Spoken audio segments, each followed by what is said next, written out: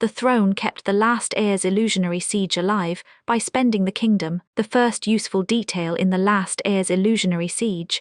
Shadow's test her resolve is not the crown on the throne, it is the burn decree under the crown, pressed flat by royal gold and wet ash. The chronicler touches the page and sees victory arriving too late. The throne room does not look conquered. Rain falls through the roof and turns the ash to paste. The chronicler kneels by the dais and slides the burned decree out from under the crown. A kitchen boy holds the lamp close enough to see the seal soften. The oath-caught smells of lamp oil and iron. The crown princess presses her thumb below the rival heir's name, and the old judge tries to sand the wet ink. He stops when the blood in it darkens.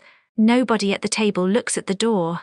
The date on the decree is 3 hours before the siege bell. The royal household crossed the river, while the city still believed the gates would hold. The chronicler reads the line once without sound. The boy hears his own stomach answer before any judge does. Outside, loyal banners still hang from the balcony. Inside, the page removes their protection with one line. A house that sent sons to the wall becomes a rebel house before sunset. The soldiers do not know it yet. Their mothers still think the law is on their side. The order keeps grain for continuity of blood. On the floor below it, ration bowls are stacked like skullcaps. The boy reaches for one, then pulls his hand back because the crown touches the paper. Law still scares him, even here. The princess does not plead. She keeps her burned wrist flat on the table, while the judge warms the seal. When the wax drops, her hand does not move. That is what frightens the judge, not guilt but practice. From there, the chronicler could hide the page and let the heir have a clean victory. Instead, he carries it toward the broken windows. Wet ash clings to the gold like black flour. The first accusation in the room is lifted before it is spoken. The claimant is not in the room. His empty chair is enough. The oath gives him authority to protect the bloodline, and the word protect lands like a blade wrapped in silk. Every person present understands the trick, but the seal lands versant.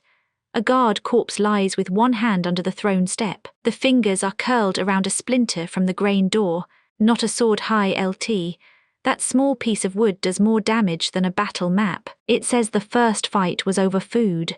One clerk tries to leave a gap in the copy. The princess notices. She takes the pen from him and fills the space herself, slow enough for the witnesses to watch. After that, the clerk writes smaller. The kitchen boy asks whether the crown is cursed. The chronicler almost says no. Then the wax on the decree dents under his thumb, soft as if the seal has just been pressed. The room has cooled, but the order has not. By dawn, the court has made betrayal portable. It can be carried to a gate, a granary, a treasury, and still call itself law. The judge shuts the book with both hands. A smear of blood crosses the royal crescent.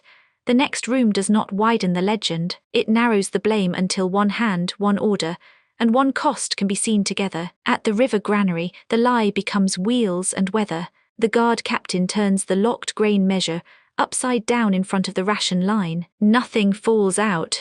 Behind him, royal wagons leave through the back gate with canvas tied over the sacks. The counting room is warmer than the street. The treasury clerk weighs 3 clipped coins beside a list of unpaid soldiers. A wounded messenger leans on the table and bleeds onto the payroll he came to collect. The clerk moves the silver anyway. A lower ward mother sets her bowl on the stones. Barley dust blows past it and sticks to her sleeves. She watches the captain read the princess's order twice. On the second reading, he lowers his spear and stops looking at the crowd. The private coffer is marked for the claimant in a hand nobody bothers to disguise. That is the arrogance of a dying court. It does not hide theft. It files theft before the victim reaches the counter. The messenger watches the lock turn. The city is not starving because the grain is gone. It is starving because the grain has been assigned a better class of body. The royal wagons cross the wet yard one at a time. Each wheel leaves a pale stripe where flour spills through the CMS. Outside, the wall guard is sent back with empty purses and split boots. One man stares at the closed treasury door. Another sits on the curb and pulls a nail out of his soul. Neither of them knows their pay has already crossed the river. A boy runs beside the last wagon until a soldier hits him with the spear shaft. The bowl in his hand cracks, but he keeps both halves. The captain sees that and turns away. Obedience is easier when it can look busy. The clerk's mistake is mercy. He leaves the scale pan unwashed. Blood gathers in the grooves around the coin dust, dark and exact. When the chronicler finds it later, the stain has dried into the shape of a small crown. The granary doors close before the bells begin. That order matters more than any confession later. It shows the crown choosing what must live first, bloodline before district, seal before mouth, escape before bread. Money changes sides before the army does. That is why the wall falls quietly at first and orders can shout.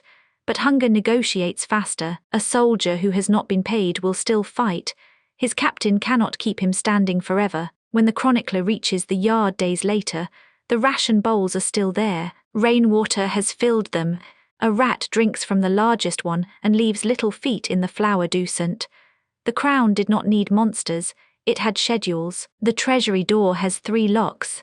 The clerk uses only one. He is not afraid of thieves anymore. The thieves have keys, titles, and a receipt.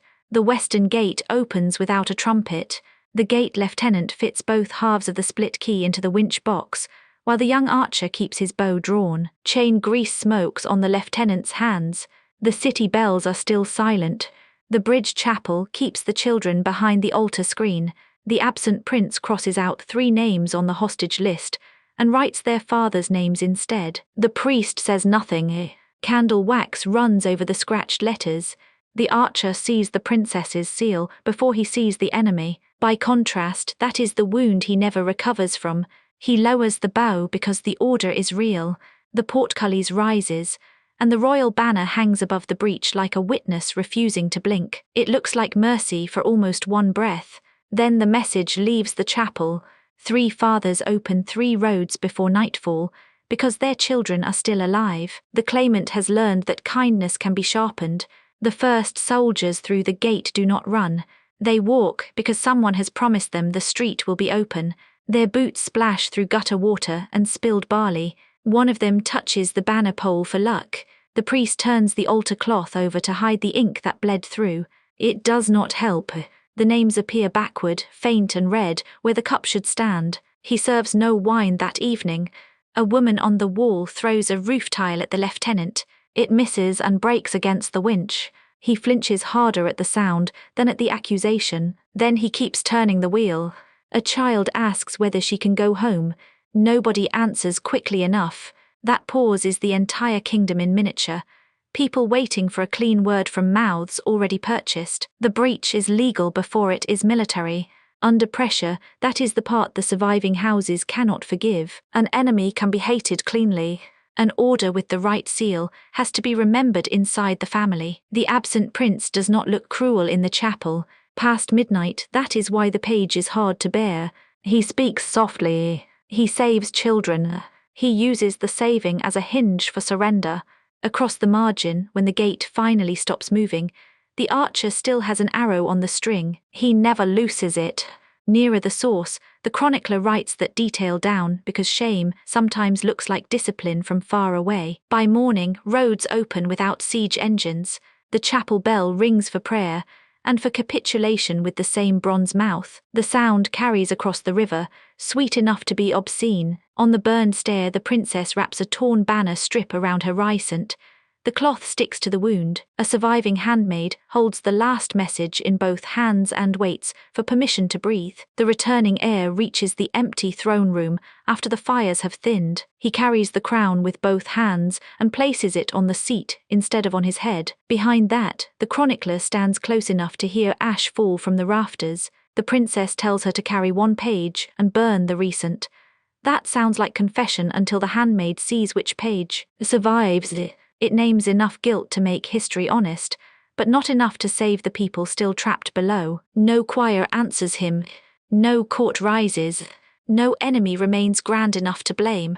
The room offers only the decree, the oath book, the grain order, the payroll, the key, the hostage list, and the handmaid's page. Sparks crawl up the wall beside them.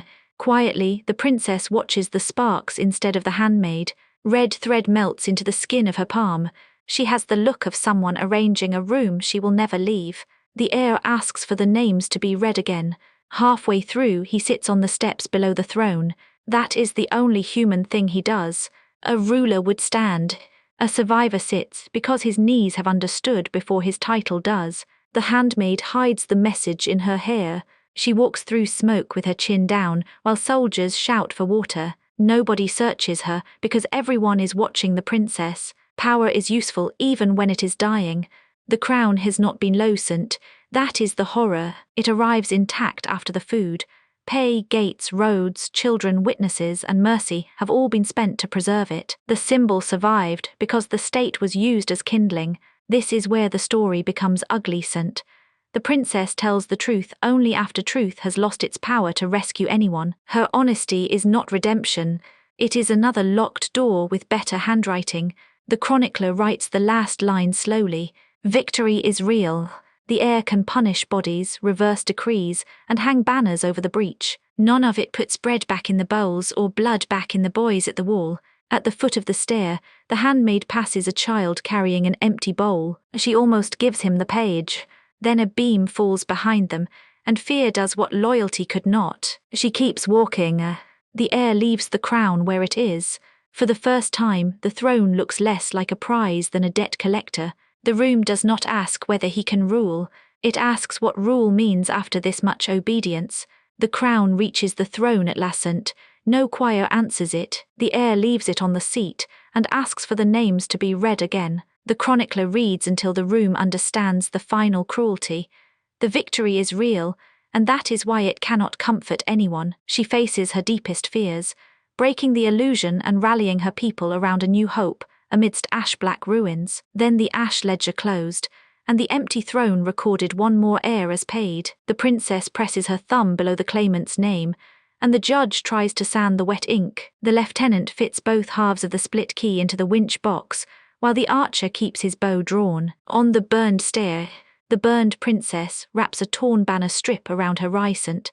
A handmaid holds the last message in both hands and waits for permission to breathe. The heir reaches the empty throne room after the fires have thinned. The chronicler stands close enough to hear ash fall from the rafters. The private coffer is marked for the pretender in a hand nobody bothers to disguise. That is the wound he never recovers from. The rival claimant has learned that kindness can be sharpened.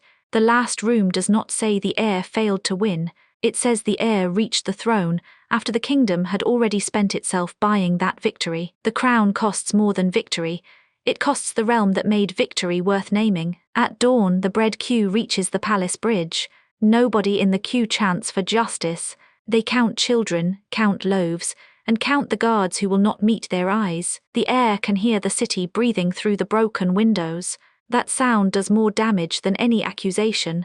The first punishment is small. A treasury clerk is brought forward with ink on his thumb and blood on one sleeve. He does not deny the ledger. He only asks whether the soldiers were supposed to eat loyalty. The question lands badly because everyone in the hall knows the answer. A captain from the western wall kneels with his helmet under one arm. The helmet is split where a stone hit it during the breach. He says the gate opened legally. He says that is why his men hesitated. No one in the throne room wants a legal wound, because a legal wound has a signature. The hostage list is read after the payroll. 3 fathers are named. 2 are dead. 1 is alive and standing in the room with his hands folded so tightly the knuckles have gone white. When his child's name is spoken, he does not look at the heir. He looks at the crown. By midday, the old judge asks for a clean charge. Treason would be easy. Theft would be easy. Murder would be easy. The problem is that the realm was not murdered in one room. It was moved piece by piece through rooms that all kept records. The heir walks the granary yard before sunset. Rain has softened the flour dust into paste. A child has drawn a crown in it with one finger, then crossed it out. The heir kneels beside the mark and does not touch it. Some evidence should not be repaired by royal hands. That night, the surviving handmaid returns the burned page. She carried it through smoke, hair, river mud, and 2 searches. The page is not enough to save anyone. It is enough to stop the court from pretending ignorance was a shelter. Her hands shake only after she lets it go. When the bells ring, nobody knows whether they mark mourning or succession. The sound moves over empty stalls, unpaid barracks, and houses with doors left open for people who will not return. The heir listens until the bells stop. Then he orders the crown left on the throne, where Det can find it. The regent's chair is carried out lascent.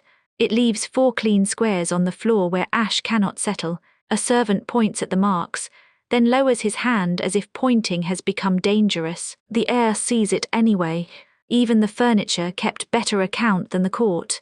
Before midnight, the wall captain brings in the split key. One half is black with grease, the other bright where nervous fingers rubbed it clean. He lays both pieces on the table and steps back.